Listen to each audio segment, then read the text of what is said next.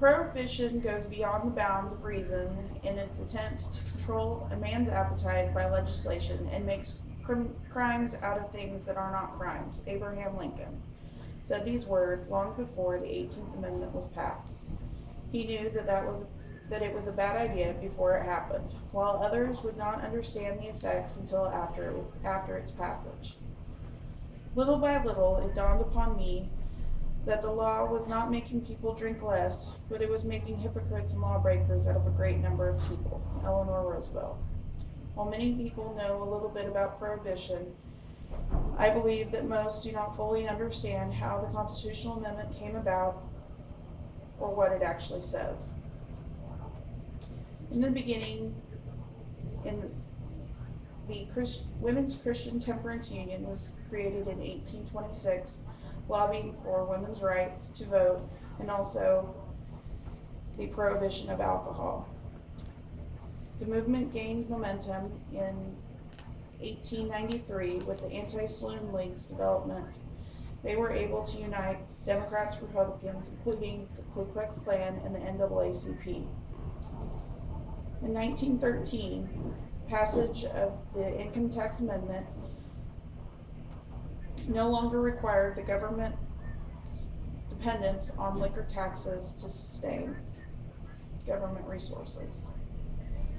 After the United States joined World War II, anti-German sentiment pushed for the legalization of alcohol. Only 13 months later, the 18th Amendment was passed on January 29, 1919. Enforcement became a challenge. State to state enforcement was required. More enforcement was in small communities and less enforcement in larger cities and urban areas.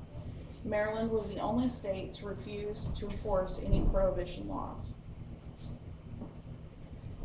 During Prohibition, illegal manufacturing and sales came about. Bootlegging was the illegal manufacture and sale. Al Capone, most well known, and is said to have made at least $100 million off of bootleg sales of alcohol. Speakeasies became very popular as underground bars and taverns. In 1925, there was believed to be between 30,000 and 100,000 speakeasies in New York City alone. Their drink of choice was moonshine, a simple, potent grain alcohol. Because of its horrible taste, the rise of mixed drinks came about. Prohibition fell due to high costs. Jails were overcrowded, police became corrupt, and the Great Depression hit. I need to put this back in here. Repeal of the 18th Amendment came with the passage of the 21st Amendment, signed into law by FDR on December 5, 1933. Most state laws stayed around for a short while, with all being repealed by 1966. Prohibition still exists today in many cities and counties across America. Some are unable to produce alcohol, while others are unable to sell. Most notably is Moore, Tennessee, home of Jack Daniels, which is considered a dry county and unable to sell the alcohol in which it produces. I'll show you guys.